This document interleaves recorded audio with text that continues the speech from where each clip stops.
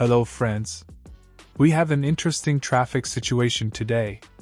Before we start, please subscribe, like and of course write a comment. Let's get started. We see a T-shaped intersection to which cars have arrived. This intersection is not regulated because it does not have traffic lights or a traffic controller. In this case, drivers use priority signs. The white car is going straight. The blue car is going left. The red car is also going left. Assess the situation and answer the question. What is the sequence of traffic at this intersection? Choose one correct answer from the given ones. You can share your thoughts in the comments. I wonder if many drivers know how to pass this intersection. Because I think you've been in this situation before. I wonder how you acted in that situation.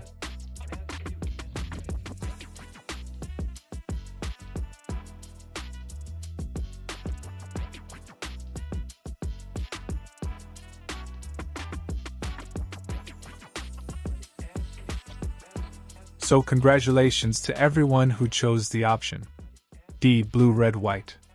Let's figure out why exactly. As you can see, drivers use priority signs, and the white car has a sign to give way, so it will pass last. The red and blue cars have a sign of the main road, but their trajectories will intersect, so in this situation we recall the rule of the obstacle on the right.